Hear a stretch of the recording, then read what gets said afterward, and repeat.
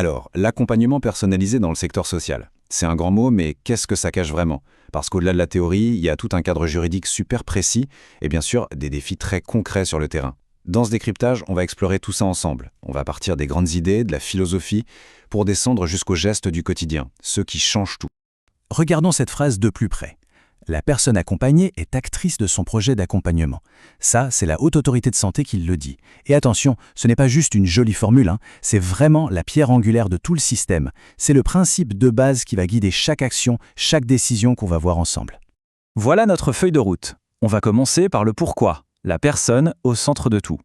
Ensuite, on verra le comment. Quels sont les outils, les défis, les responsabilités de chacun. Et puis à la fin, on prendra un peu de hauteur pour voir comment tout ça s'emboîte, comment ça forme une sorte de boucle pour toujours améliorer la qualité. Allez, on attaque. Première partie, la personne au centre. On va parler du pourquoi derrière toutes ces règles. C'est vraiment le fondement, la philosophie qui anime tout le système d'aide et d'accompagnement, avant même de se demander comment.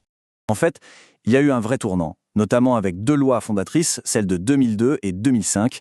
Ces lois, elles ont vraiment changé la donne. On est passé d'une logique où on prenait en charge les gens à une logique où on les accompagne. Et ça change tout. Ça veut dire que l'autonomie, les besoins et surtout le consentement éclairé de la personne, c'est devenu la priorité numéro 1. C'est non négociable. Ok, cette philosophie, c'est super. Mais concrètement, comment on la met en musique? Comment ça se traduit en outils juridiques, en documents? C'est ce qu'on va voir maintenant. On va s'intéresser aux instruments qui rendent cette personnalisation bien réelle et voir comment ils fonctionnent ensemble. Et là, on arrive à une question qui revient tout le temps et qui crée pas mal de confusion. Est-ce que le projet personnalisé, c'est la même chose que le contrat de séjour? La réponse, c'est non. Et pour les professionnels sur le terrain, comprendre la différence, c'est absolument essentiel. Alors, pour faire simple, il faut voir le projet personnalisé comme le voyage. C'est un processus dynamique, un chemin qu'on construit ensemble avec la personne et qui évolue avec elle. Le contrat de séjour, lui, c'est plutôt le cadre juridique. C'est l'accord officiel qui vient poser les règles du jeu, détailler les services, les coûts. Il formalise une partie du voyage, mais ce n'est pas le voyage lui-même. Et cette chronologie montre bien comment les deux s'articulent. C'est très logique. À l'admission, on établit un contrat un peu standard qui doit être signé dans le mois. Ensuite, on a jusqu'à 6 mois pour co-construire le fameux projet personnalisé. Et les objectifs de ce projet, on vient les ajouter au contrat via un avenant. Et cet avenant, on ne le laisse pas prendre la poussière, on le réévalue, on le met à jour tous les ans. C'est un document vivant.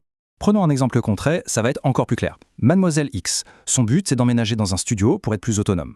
Très bien, on évalue ses besoins, elle a des lacunes en cuisine et elle ne sait pas trop comment utiliser les transports en commun.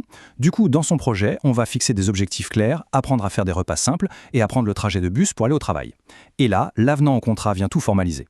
L'établissement s'engage noir sur blanc à lui fournir des cours de cuisine et un accompagnement pour le bus.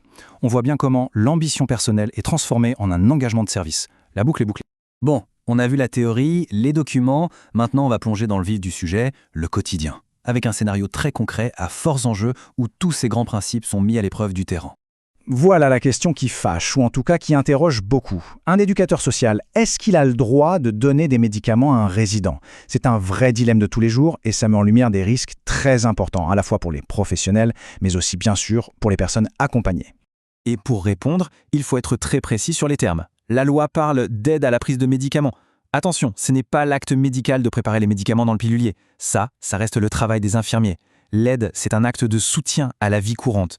L'idée, c'est d'aider quelqu'un à faire un geste qu'il pourrait faire seul s'il était autonome. On accompagne le geste, on ne se substitue pas à un soignant. Et ça nous amène directement à la question des rôles et des responsabilités.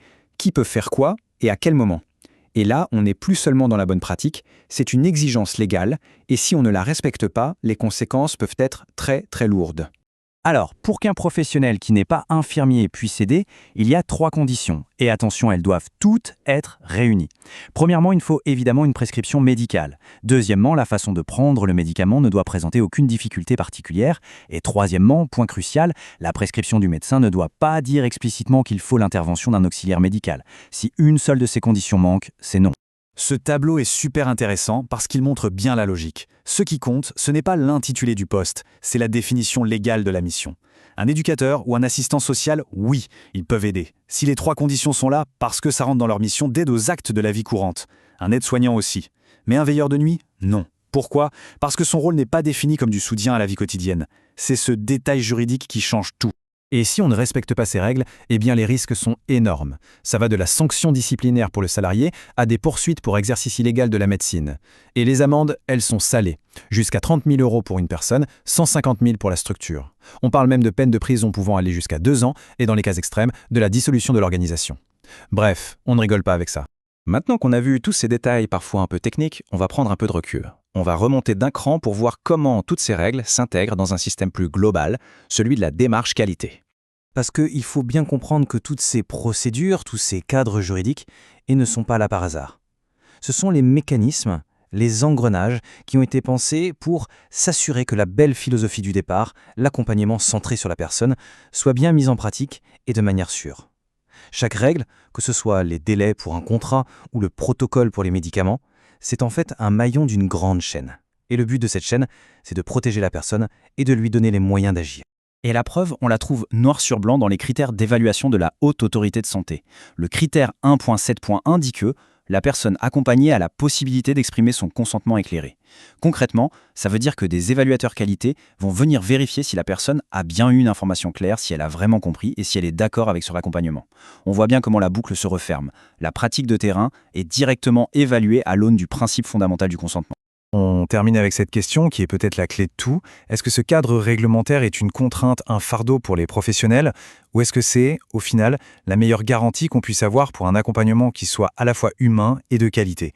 L'idée, c'est peut-être de changer de perspective, de ne plus le voir comme un carcan, mais plutôt comme la charpente, la structure indispensable qui permet de construire un accompagnement vraiment personnalisé, sécurisé et qui respecte la personne.